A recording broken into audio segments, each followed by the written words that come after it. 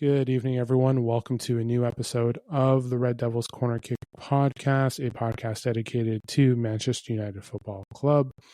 I hope everyone enjoyed their weekend, has a good start to their Monday. It is Tuesday evening. But before we continue on with the episode, like, subscribe, follow, leave a comment, whether it's on Apple Podcasts, Spotify, YouTube. Follow on Instagram and TikTok at Red Devils Corner Kick Pod. And you can follow on X at RD Corner Kick Pod. A few things for today's episode. We're going to talk keeper, midfielder. We're going to talk about some players that have been in the news, Garnacho and Sancho.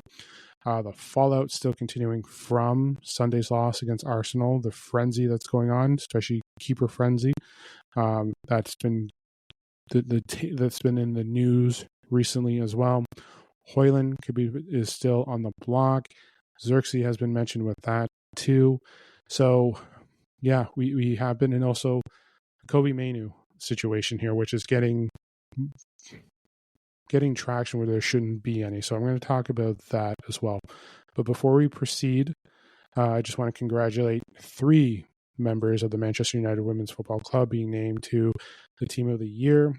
Maya Letizier, Fallon Tulis Joyce, and also Jade Riviere from Canada. But congratulations to the 3 of them making it for those honors. So congratulations. Huge for the club. They've been successful the last 2 games, a draw against City and then also a big win against Real Betis, 8-0. They do have Champions League qualification in a week. Because I was just checking up on their schedule, PSV, which is on the 27th for that, because they did qualify for Champions League this year, so they have that going on. So we'll definitely try to tune into that match if I'm able to. But they do play Liverpool as a friendly.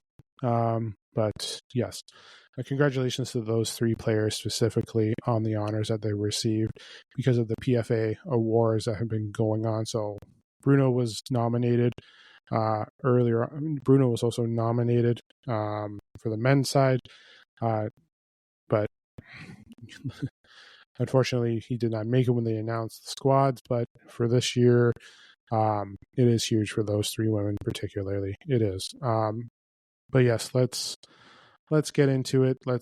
There's a few things that we need to talk about today, and yes, whether the order I go in, but it's all going to get discussed.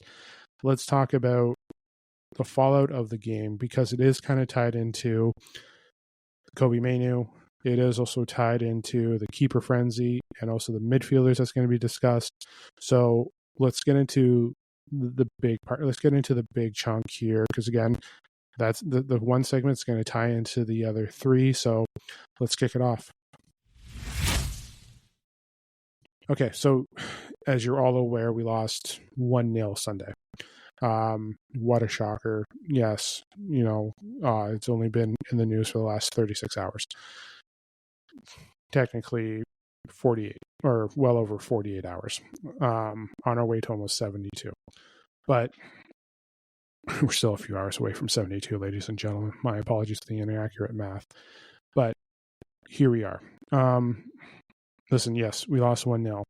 I talked about last episode when I did the recap of the performance, how it was good. We saw some good things. I gave my player ratings, certain players, certain things. But we're still at the fallout of it. And a lot of people criticizing Ruben Amorim, a lot of people criticizing some of our team, criticizing our keeper, which has sparked the interest into the keeper's situation here. Obviously, Andre Onana didn't play.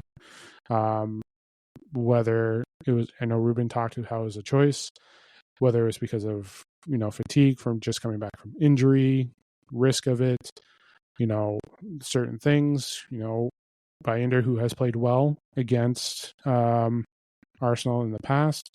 So that's what it's looking at here. And there can be some, there's a fallout. There is a fallout going on.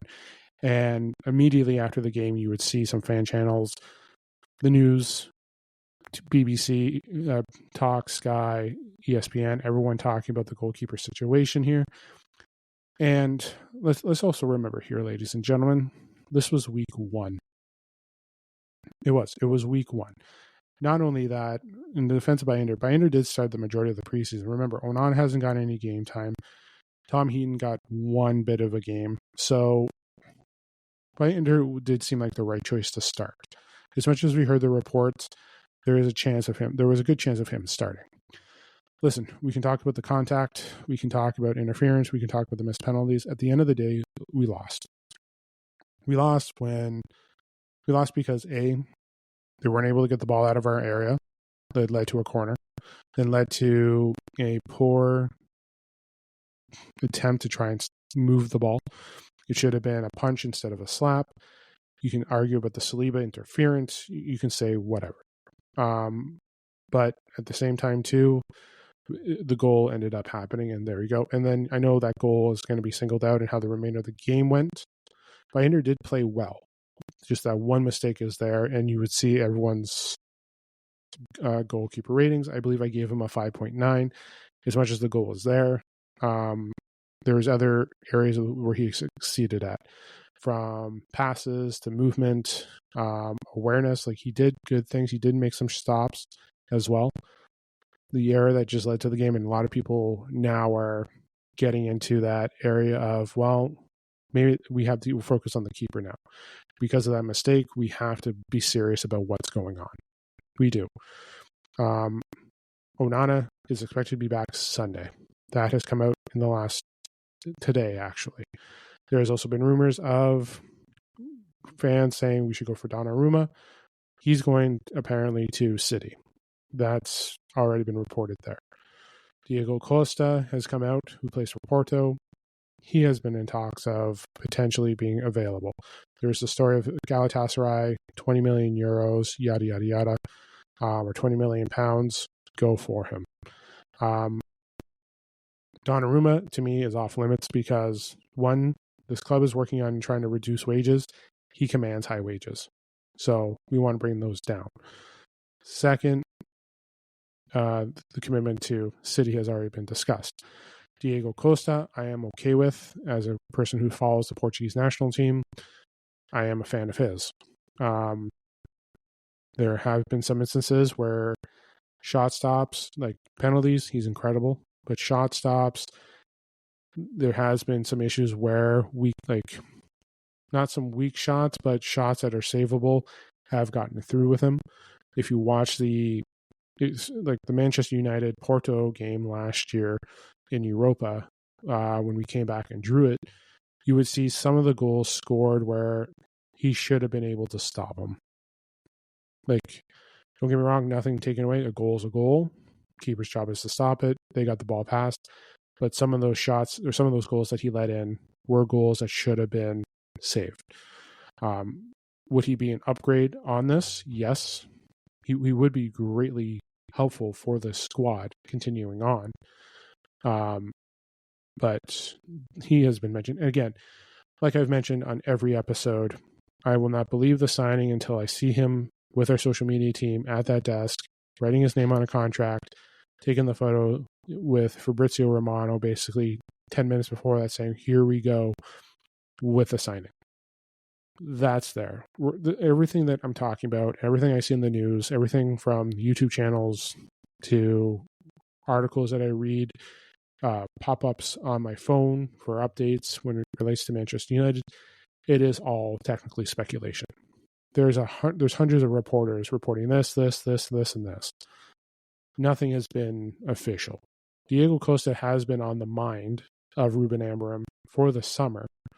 This isn't new. But the question is now is when you're seeing the error that happened on Sunday. And listen, I don't mind Baynder. I don't. Yes, he has let in some questionable goals. Not just for the club, but I've seen one or two on the international level too.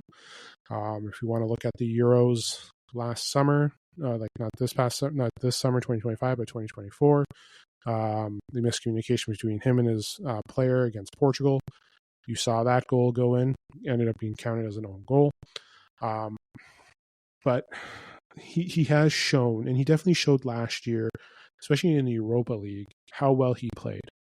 And the injuries and everything that happened, you saw that. And now there were some goals in the off season or in the preseason as well. I believe the Everton goal that could have been saved. There's the error, like I understand. That own goal was just a combined team mix up there. As much as it went to Ahmad, there could have been a chance to try and stop it, but unfortunately, there was no opportunity.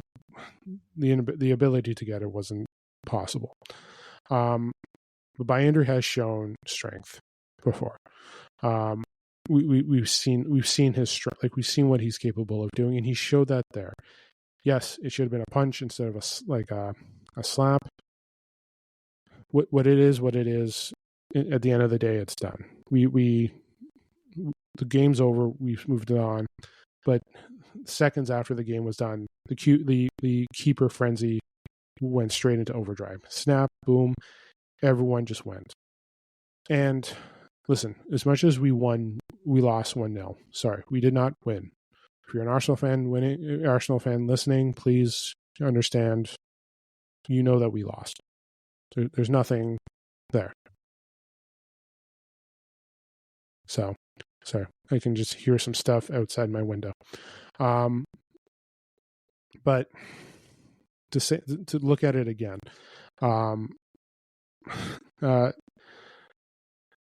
yes, the frenzy has been going on. They went again, snap, boom, there we go.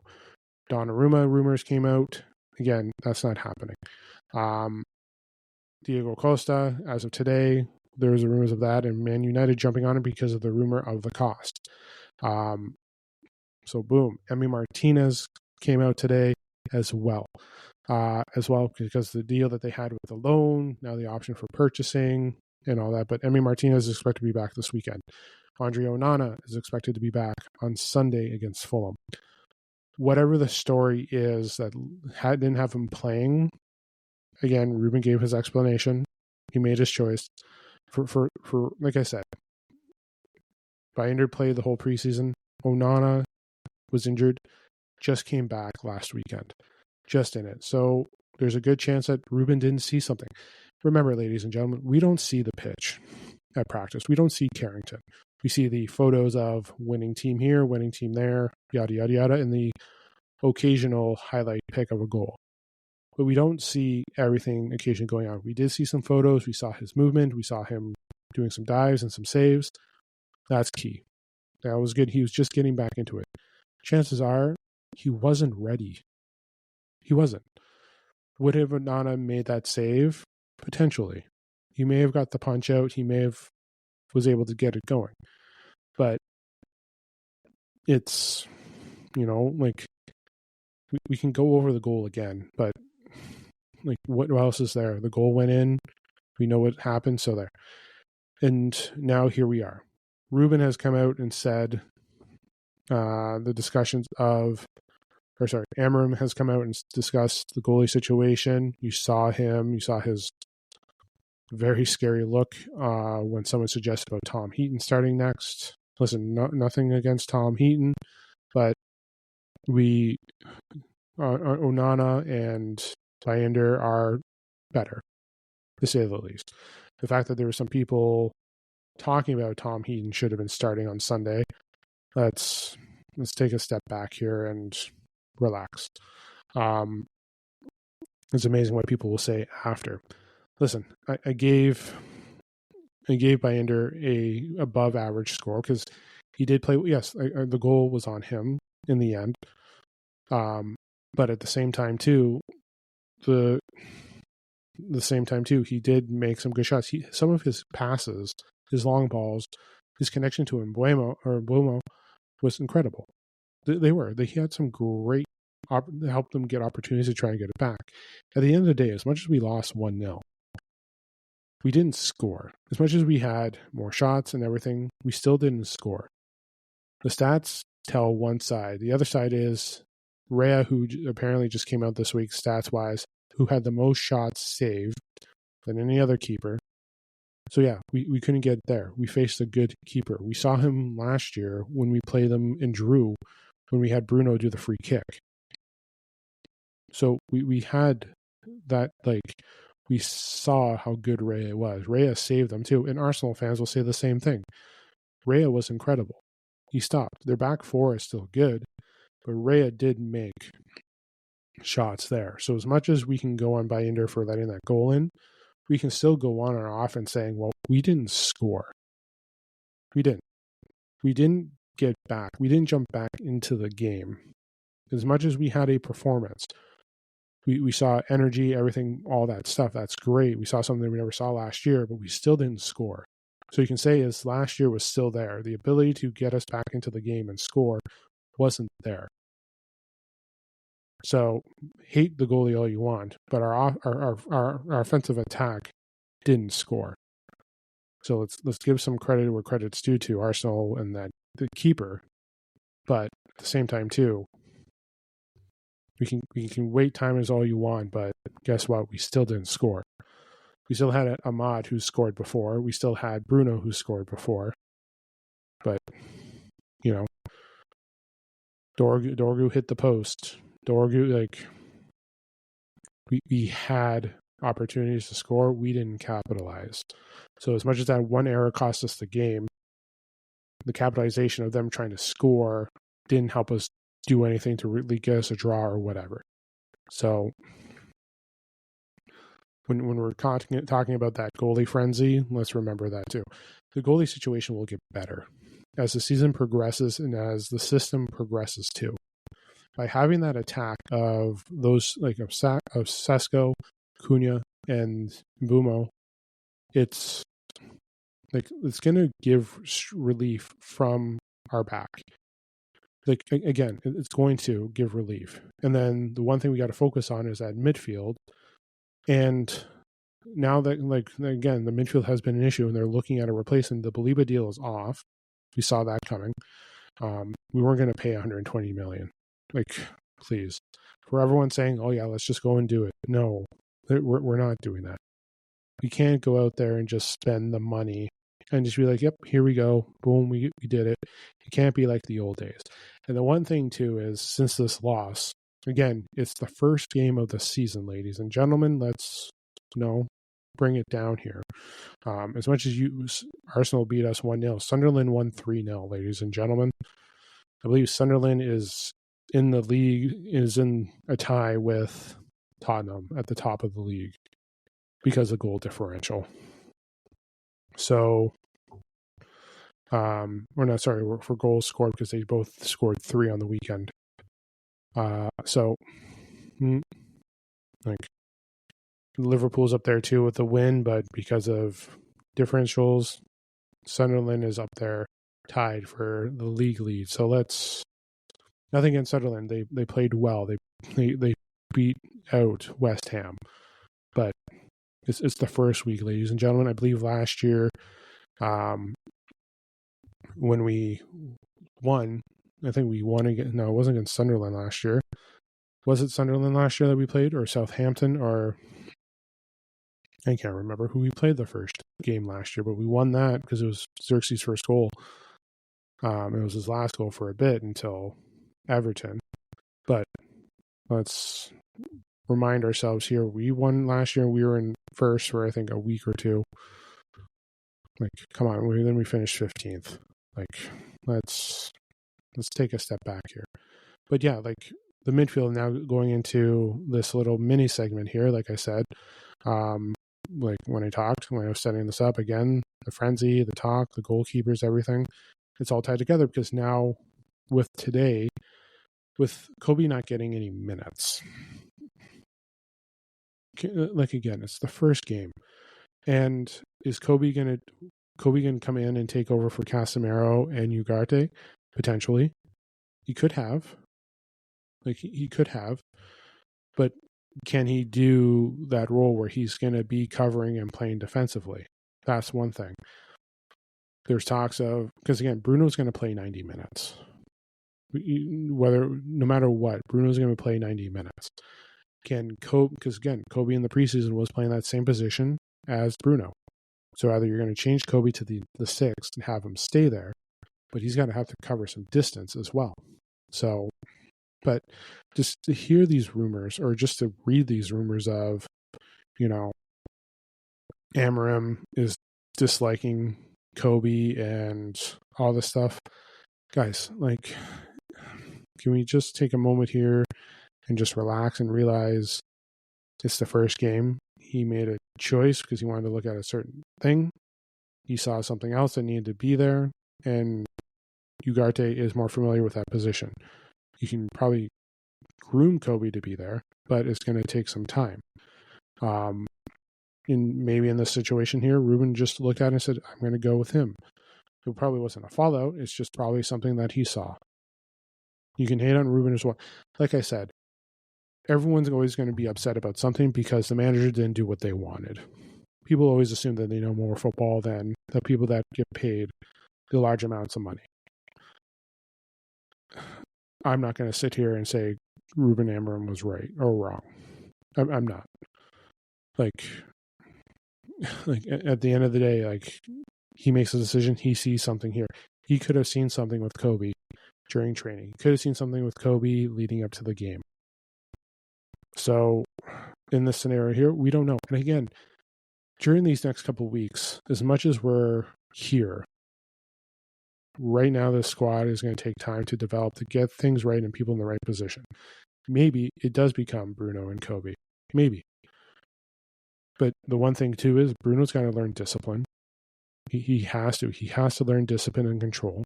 He's got to be there. That's kind of the reason why I had him so low with a rating.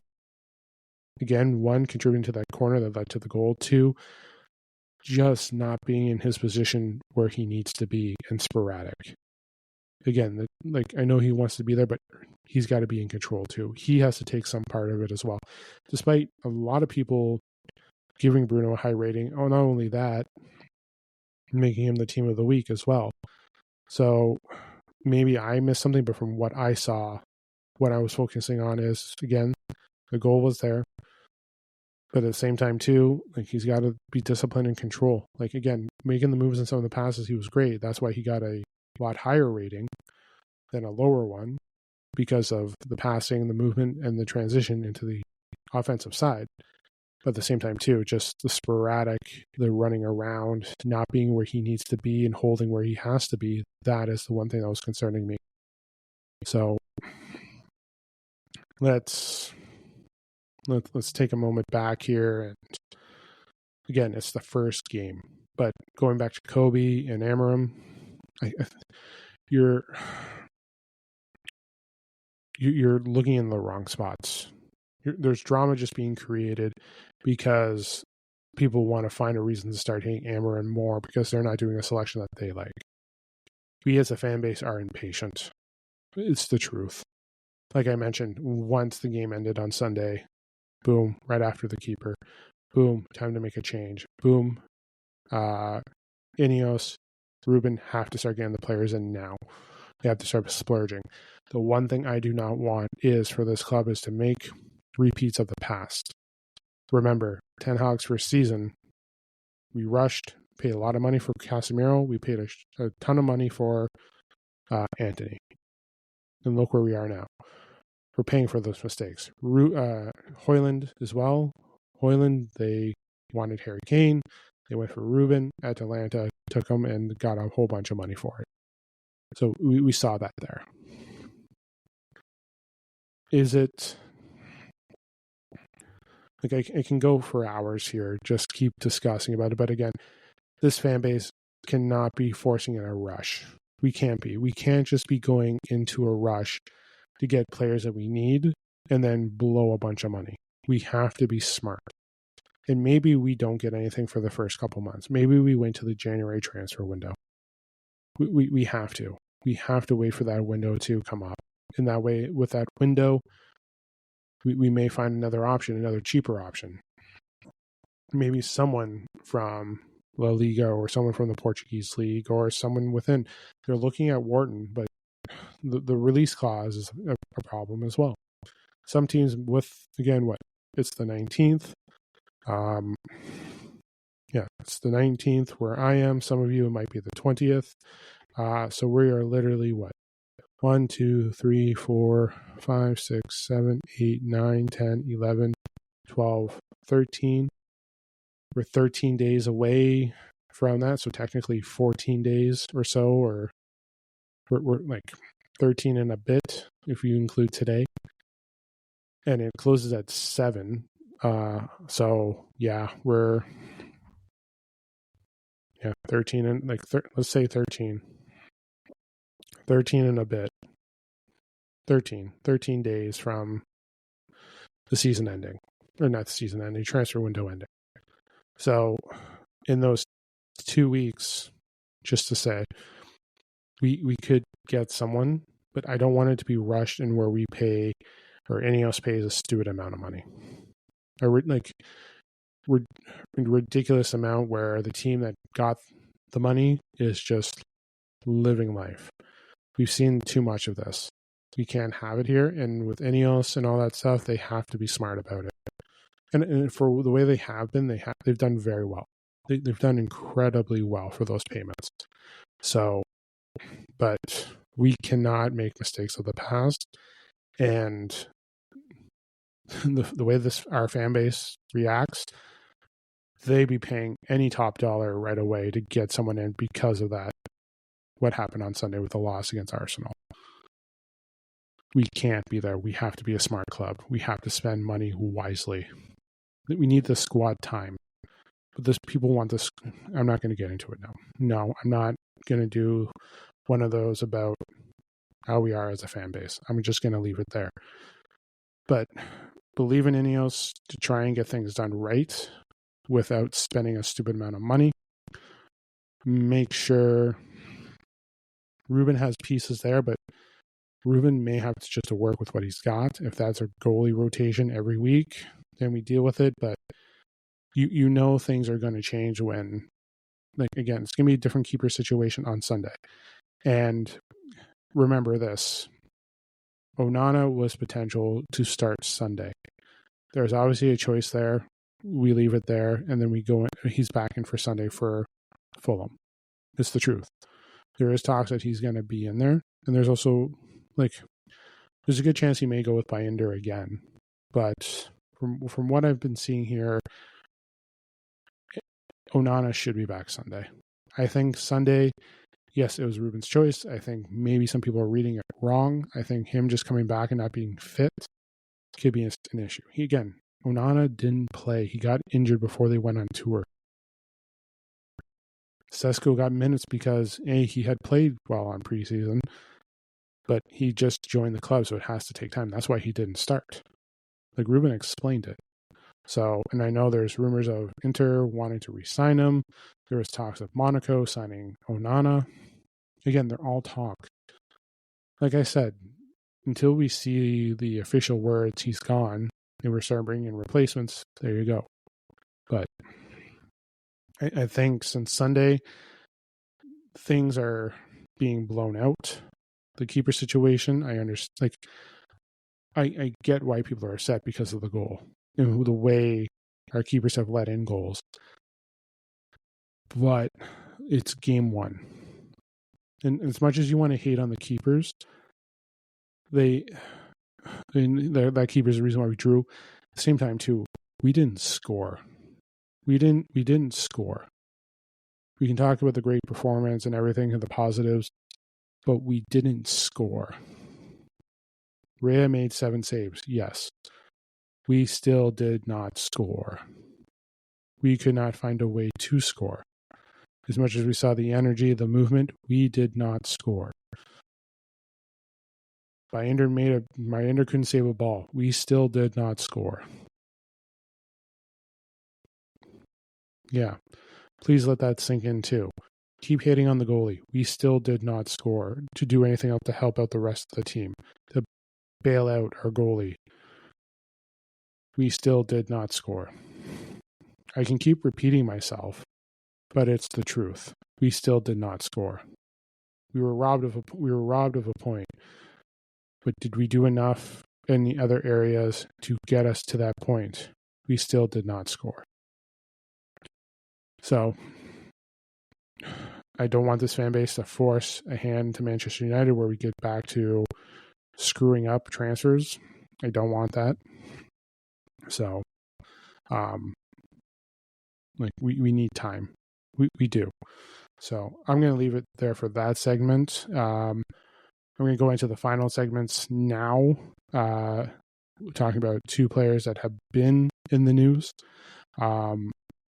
especially in the last 48 hours. But let's get into players that we're trying to sell as well, because right now we're not having a good session with that either. Okay, so so far this transfer window, when we're trying to move players, so the money that we've gotten back have been on from sell-on clauses, from Alanga, to the defender being sold from Benfica to Real Madrid. Who else was there? There were some other sales as well. So we made our money back. We didn't make money. We made money back. We didn't make our money back. We made money back on certain people that we did sell previously. But here we are still trying to sell players. Jadon Sancho, Alejandro Garnacho in the last 48 hours. Well, Sancho has been linked to half of Serie A. No, that's an over-exaggeration, but he's been linked to 3 teams in the Serie A as well to move there. He's been linked to Turkish leagues. Galatasaray has been one of those. I mentioned that on an episode. United have gotten the agreements there, but it's the personal terms that Sancho is declining. He declined money from Chelsea. He's declined money from other European clubs. I believe Inter has declined him as well. Juventus, he's declined. Roma is here now. Roma, it looks like the agreement between Roma and United have been agreed upon, but the terms that Roma wants to pay him is not there. So, what else is there? From what I'm hearing, it's £19 plus 5 bonus. So I think it's rumored around 20 million or so, or 23 million euros for Sancho. As much as it's great, the player still has to agree to leave, and that's the problem. Sancho's going to be staying with United. He's not going to get sold. He's not going to get dealt. He's in the driver's seat. He wants to just to sit there and put the money there and do whatever. If he wants, I don't think he wants to take things seriously anymore. But if he just wants to sit around and do that, then so be it. Go ahead and just finish out your contract. I think I mentioned on X that the Glazers should pay out Sancho. Ineos should not be on the hook for this kid. Ineos has been trying to move him on. The Glazers gave him that ridiculous contract. The Glazers approved the $250,000 a week. I don't know where people are getting $300,000 a week. From what I'm reading here, it's $250K a week. So right now, the Glazers should pay out Sancho. Break the contract, let him go, pay him out, but it should be coming out of the Glazers' pocket. Not a single cent should come out of Ineos, even though they deal with the football operations. Just be done with it. Just move on from it. Be done with it. But the money should come from the Glazers' pocket. They haven't paid for anything else with this club, but they should be paying for this mistake. Just give them the money, send them off, boom. That's what I would say. That's it. Be gone with it. This has been, 2 years now since Ten Hag was asked a question on why he wasn't selected, and the attitude and everything began. He got what he wanted. He got a loan to Dortmund, went to Champions League final, won a trophy with Chelsea, refused to play for Chelsea. You got to remember, Chelsea offered him, they wanted him. Just remember this, they wanted him, now they're going to go for Garnacho. They offered him terms, he didn't want it. They offered him $180,000 a week, a bonus contract where he could have possibly made more. No, because he's making more in United. He's got 1 year to go. 2, the guy that could be going to Chelsea, that's going to be taking up Sancho's spot, is Alejandro Garnacho. So, and again, all the teams that he wants, they're not going to pay what he wants. All teams want him to play. Serie A teams wanted him. Borussia Dortmund wants to play. But guess what? They want him. They don't want to pay his salary. So you can talk about that you want to play ball, you want to try and get back into the England squad, take things seriously. In 2023, he said he wanted to play football, he wanted to play for the badge.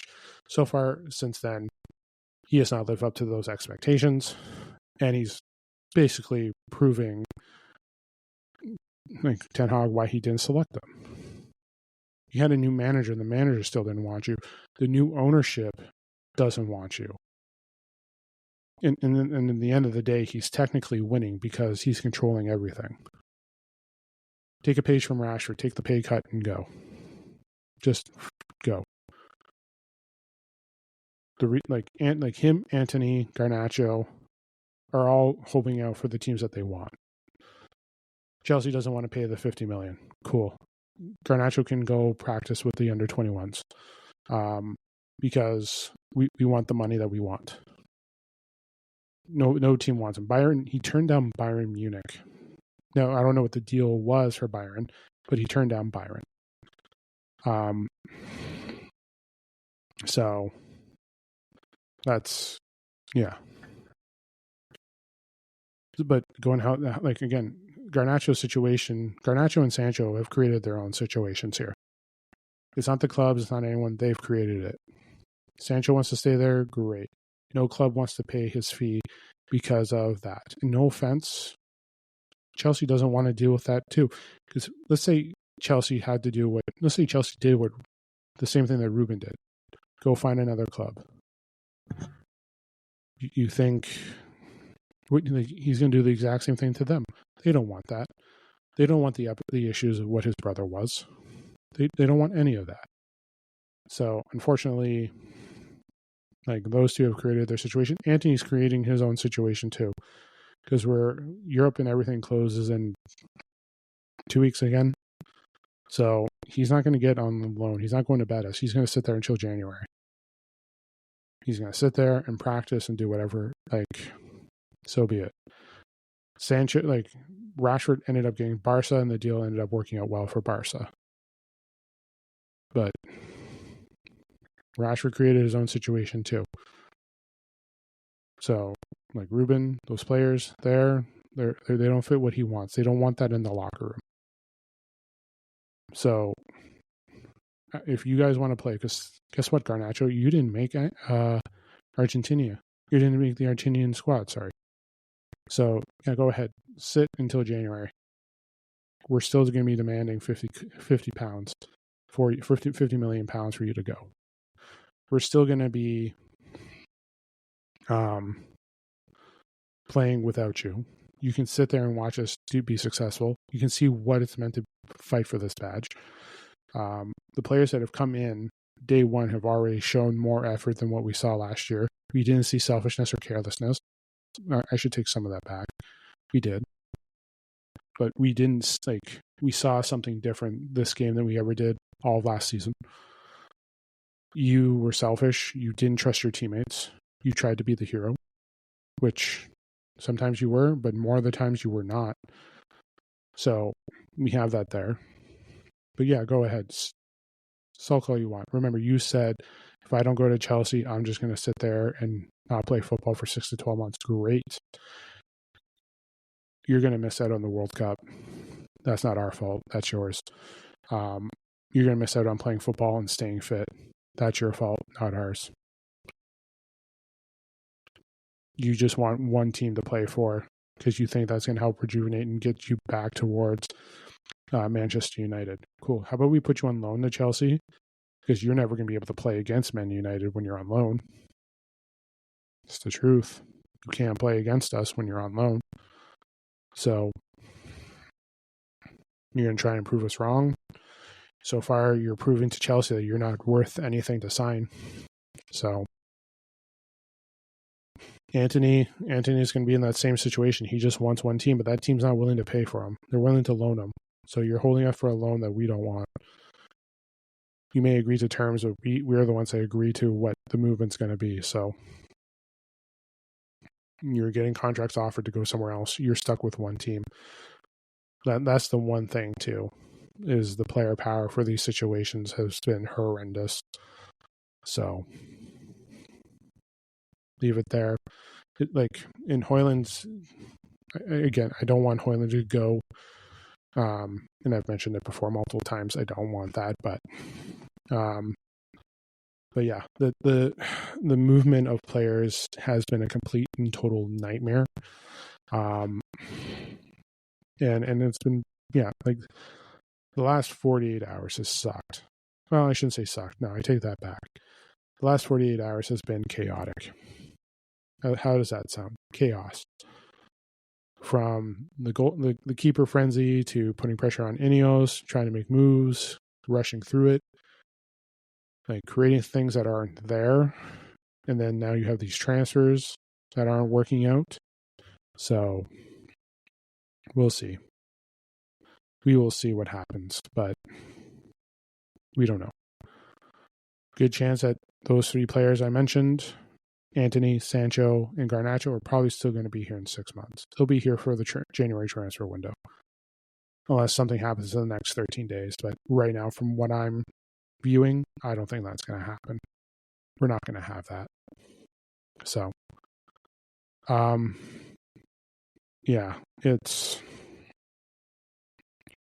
think the drama, there's definitely been a lot of frenzy in the last, like I mentioned, 48 hours of everything. So it's, but there's lots of things to move back from as well, or move on from too, and more to come too, because again, we have lots of stuff going on. I'm going to leave it there for the episode today. Let me know what you think. Don't forget to hit like, subscribe, follow on YouTube, Apple Podcasts, and Spotify. And then social media, TikTok, Instagram, Red Devils Corner Kick Pod, and then RD Corner Kick Pod on X or Twitter, depending on how you look at it. But I will be back tomorrow with a new episode, so keep an eye on for that. And Thursday. So yeah, I'll be back tomorrow, either Thursday or Friday, probably Friday. I will do my preview for Fulham, just an episode dedicated to that preview, especially with everything going on from Sunday to leading up to this Sunday again, 11:30 in the afternoon, 11:30 in the morning for me. There's no 11:30 in the afternoon because that would be in the evening. But where was I? Yeah. I'll be back tomorrow with some more updates. You know what? Tomorrow, Thursday, Friday, I'll do 4 episodes in a row. That seems fine. 4 episodes in a row for the pod. Mine will be a little bit later recording tomorrow. But yeah. Back Wednesday, Thursday, Friday. Friday being the preview episode discussing the match against Fulham. Everything else will be catching up on the latest news, especially with everything going on as well, especially with the keeper situation. But yeah, I'll see you guys tomorrow. Enjoy the rest of your Tuesday. Enjoy your Wednesday morning as well. This is the Red Devils Corner Kick Podcast. Glory, glory, Man United.